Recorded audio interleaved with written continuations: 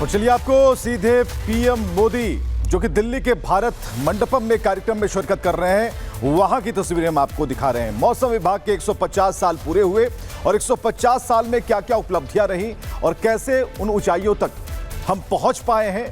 तो प्रधानमंत्री मोदी का मिशन मौसम और ये कहीं ना कहीं प्रधानमंत्री की उपस्थिति से ये विभाग और भी मजबूत होता है। सरकार लगातार उस पर काम कर रही है और 150 से ज्यादा आयामों पर एक साथ हर डायरेक्शन में, हर दिशा में काम हुआ।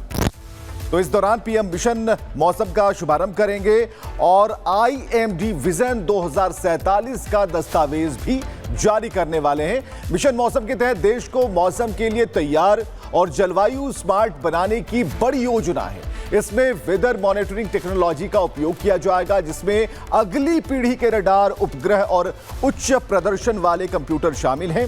इस पहल से भारत को जलवायु परिवर्तन के प्रभावों को कम करने और प्राकृतिक आपदाओं से बेहतर तरीके से निपटने में मदद मिलेगी। तो इस कार्यक्रम में आईएमडी ने उन देशों को आमंत्रित भी किया है जो 150 साल पहले इसकी स्थापना के समय भारत का हिस्सा थे। इनमें पाकिस्तान, अफगानिस्तान, म्यांमार, भूटान, नेपाल, श्रीलंका और मालदीव के अलावा मध्य पूर्व और दक्षिण पूर्व एशिया के देश भी शामिल हैं।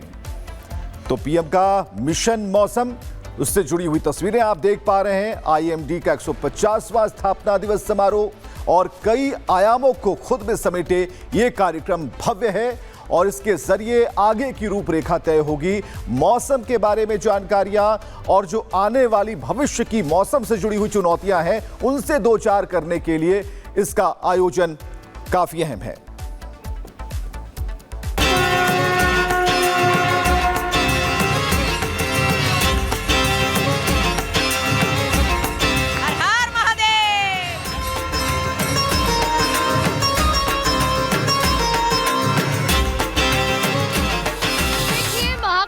लगातार पल पल की अपडेट आप तक पहुंचा रहे हैं और आपको सबसे पहले शिखा और मैं दोनों यहां पर मौजूद हैं। सबसे पहले शुरुआत तस्वीरों के साथ करते हैं, जहां पहले यहां पर किन्नर अखाड़ा आगे बढ़ता हुआ नजर आया और अब इसके बाद अगला अखाड़ा, क्योंकि देखिए तैयारी पहले से की जा रही है। एक के बाद एक जो संत है वो घाट की तरफ जाते नजर आ रहे हैं। किन्नर अखाड़ा महामंडलेश्वर डॉक्टर लक्ष्मी नारायण त्रिपाठी भी वहां पर मौजूद रही और अब पवित्र स्नान के लिए आगे बढ़ते हुए आप देख सकते हैं बड़ी संख्या में यहाँ पर लोगों की भीड़ दिखाई दे रही है। शिखा, बिल्कुल प्रगति, और ये बहुत खास तस्वीरें हैं और मैं तो ये कहूंगी कि ऐतिहासिक भी है, क्योंकि इससे पहले शायद ही कभी ऐसे भक्तों का, श्रद्धालुओं का सैलाब जो है वो मरता हुआ नजर आया होगा। साधु संत जो है वो यहाँ पर अखाड़े, 13 अखाड़े यहाँ पर स्नान करने के लिए जा रहे हैं, लेकिन ये जो झांकियाँ निकल रही हैं साधु संतों की चरण रज लेने के लिए जो श्रद्धालु हैं वो लगातार आ रहे हैं। जैसे ही वो निकल के जाते हैं अपने साथ चरण रज उनकी भर के ले जाते हैं। तो आप समझिए कि यहाँ जन जन के जो पाप हैं उनको मिटाने के लिए श्रद्धालु यहाँ पर आए हैं और पुण्य कमाने के लिए आए हैं, स्नान करते हैं, यहाँ पर आकर दान करते हैं, क्योंकि प्रयागराज जो है वो तीर्थराज कहा जाता है और यहाँ पर माघ के महीने में विशेष महत्व है।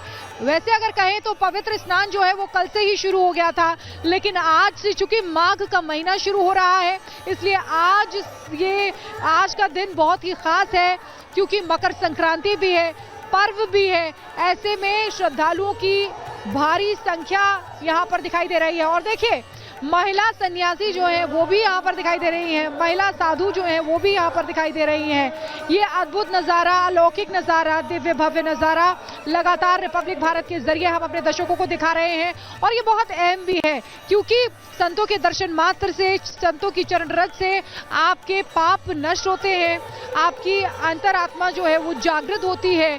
जन जन के पाप नष्ट होने के बाद जिसकी कामना लोग करते हैं परम पद की, वो भी यहाँ आने से प्राप्त होता है।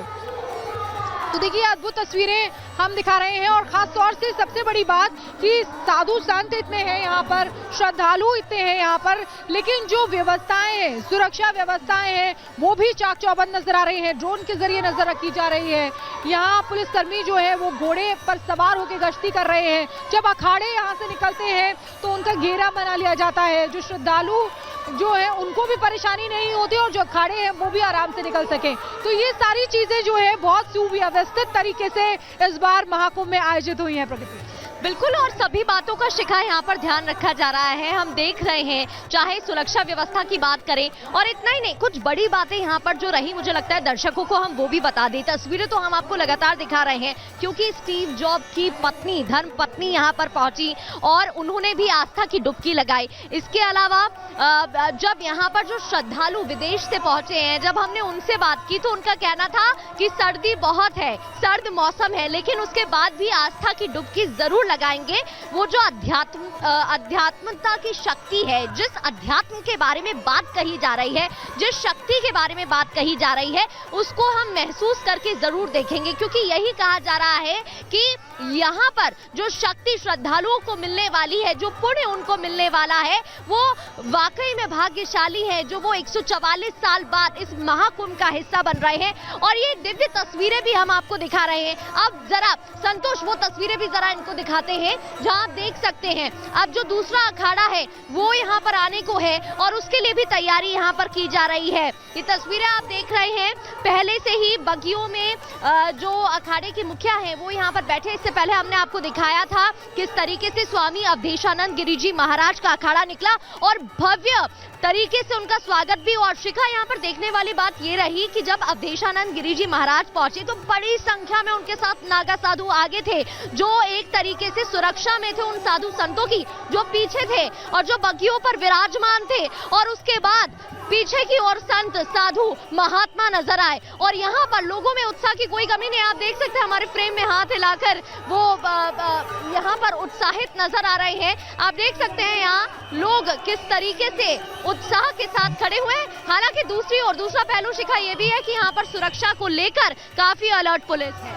बिल्कुल, और यही चीज देखने वाली है प्रगति की किस तरीके से व्यवस्थाएं की गई है, क्योंकि आप देख सकते हैं कि जैसे ही कोई अखाड़ा आने को होता है, वैसे तो श्रद्धालु यहाँ से जाते हैं, लेकिन जैसे ही कोई अखाड़ा आने को होता है तो श्रद्धालुओं को अच्छे से कहकर उनको साइड में किया जाता है, अखाड़ों के लिए रास्ता क्लियर कराया जाता है।